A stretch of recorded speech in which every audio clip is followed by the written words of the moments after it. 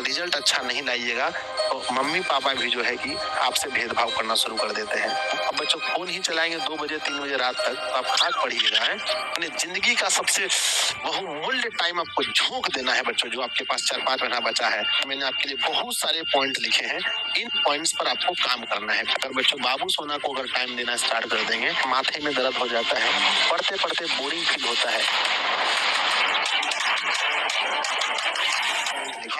इन points पर आपको काम करना है। पहला, अगर आप टॉपर बनना चाहते हैं, पहला आपका बच्चों क्लियर गोल फिक्स होना चाहिए। आपका जो गोल है एकदम क्लियर, एकदम फिक्स होना चाहिए कि हम जो पढ़ाई कर रहे हैं वो कितना परसेंट के लिए कर रहे हैं, 95% के लिए। हम जो पढ़ाई कर रहे हैं 92%, हम जो कर रहे हैं 96% के लिए। देखिए गोल पहले क्लियर कीजिए कि कितना परसेंट के लिए आप मेहनत कर रहे हैं। अगर आप 300 नंबर के लिए मेहनत कीजिएगा तो दिन में 1 घंटा पढ़ने से काम चल जाएगा। अगर आप 350 के लिए तो आपको 2-3 घंटा पढ़ना पड़ेगा। 400 नंबर के लिए 6-7 घंटा पढ़ना पड़ेगा। 450 नंबर के लिए और अधिक पढ़ना पड़ेगा मेरे बच्चे, समझ गए। इसके बाद क्या आता है, इसके बाद आता है बच्चों सेल्फ स्टडी।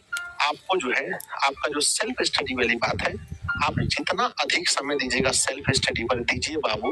अभी आपके पास यही 3-4 महीना है, उसके बाद फिर पढ़ने का मौका नहीं मिलेगा।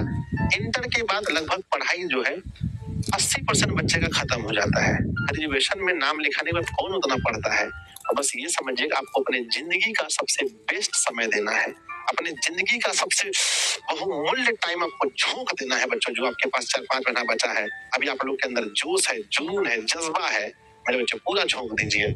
फिर क्या आता है, एक प्रॉपर रूटीन बनाकर पढ़ाई कीजिए बच्चों। रूटीन ऐसे आपको है ना, बिना रूटीन बनाए अगर आप पढ़िएगा तो नहीं हो पाएगा बच्चों। एक रूटीन बनाइए। रूटीन कई तरीके से बनता है, हम आप लोग को समझाए हैं। कई बार तो आप ऐसे बना सकते हैं, 6 से 7 ये पढ़ेंगे, 8 से 9 ये पढ़ेंगे, 10 से 12 ये पढ़ेंगे, ऐसे बन सकता है। या कुछ लोग ये होता है सोमवार को ये विषय पढ़ना है, मंगलवार को आपको ये विषय पढ़ना है। पर इंटर में तो डेली आपको सब सब्जेक्ट पढ़ना पड़ता है, तो एक अपना टाइम फिक्स करिए, दोपहर में ये पढ़ना है, मॉर्निंग में ये पढ़ना है। इस तरह से रूटीन बना लीजिए। और बच्चों नोट्स जो है, खुद का नोट्स या संस्था का नोट्स जरूर रखिए। नोट्स में क्या होता है, बार बार आप वीडियो नहीं देख सकते, तो नोट्स आपको बहुत मदद करता है। फिर बच्चों आंसर राइटिंग स्किल है। देखिए अगर आप टॉपर बनना चाहते हैं तो आपका आंसर जो है और बच्चों से थोड़ा अच्छा होना चाहिए। थोड़ा अच्छा नहीं, बहुत अच्छा होना चाहिए इंटर में टॉपर बनने के लिए। तो अभी से ही अपना हैंड राइटिंग पर फोकस कीजिए। कुछ भी लिखिए तो सुंदर सुंदर लिखिए। ऐसा नहीं कि अभी टांगुड़ मांगुड़ लिख रहे हैं, है ना, घिच घिच घिच लिख रहे हैं और सोचिएगा कि बोर्ड परीक्षा में सुंदर लिख लेंगे, तो ऐसा नहीं होने वाला है। जैसा आप अभी लिखिएगा वैसे बोर्ड परीक्षा में भी लिखिएगा। उसके बाद मेरे प्यारे बच्चों, देखिए अभी से ही टाइम बच्चों स्लीपिंग यानी कि अच्छे से बच्चों नींद लीजिए। एक स्टूडेंट बच्चों अच्छा वो है ना, अच्छा विद्यार्थी वही है जो टाइम से सो जाता है। अब बच्चों फोन ही चलाएंगे 2 बजे 3 बजे रात तक तो आप खाक पढ़िएगा है। तो आपको टाइम से आपको सो जाना है, टाइम से आपको सो जाना है। और बच्चों भोजन, फूड जो हमने लिखा है, भोजन पर भी काफी ध्यान दीजिए। आप सोचिएगा कि रात में 2 थाली भात खा करके के हम पढ़ाई कर रहे हैं तो मुश्किल है बच्चों। वहाँ आपको रोटी खाना चाहिए। हाँ अगर मजबूरी है तो उसमें हम कुछ नहीं कर सकते। मजबूरी में तो भातों खा करके देखिए, अगर आपके अंदर विल पावर है, अंदर से अगर आप दम लगा रहे हैं तो भात की सत्तू खा करके आदमी पढ़ लेता है, समझे कि नहीं। तो थोड़ा खाने पर ध्यान दीजिए, थोड़ा कम खाइए रात में खाना। दिन में भी थोड़ा सा मतलब ज्यादा हेवी मत खाइए। और थोड़ा सा 3-4 महीने की बात है, उसके बाद फिर खाइएगा होमवर्क करके। तो खाने पर ध्यान दीजिए, कम खाइए।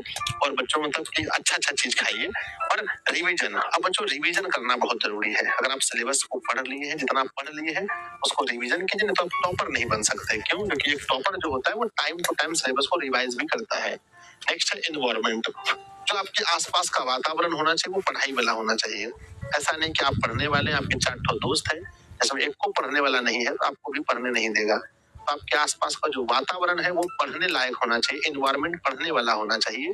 उस एनवायरमेंट में रहिए तब आप टॉपर बन सकते हैं। नहीं तो दोस्तें मत बनाइए, चुपचाप घर में अकेले पढ़िए, है ना। दोस्त बनाइए तो अपने ऐसा पढ़ने वाला बनाइए बच्चों, समझे कि नहीं। नेक्स्ट है कि यूज बुक मोर, यानी कि बच्चों हम कहते हैं कि जब ऑनलाइन आप क्लास करते हैं तब तक मोबाइल का यूज ठीक है। उसके बाद बच्चों आपको कॉपी किताब का, बुक का यूज करना चाहिए, ऑनलाइन चीजों का यूज नहीं। मोबाइल से निकालकर पैनल पीडीएफ कितना देर पढ़िएगा, मोबाइल से निकालकर नोट्स नहीं, उसको प्रिंट कर लीजिए।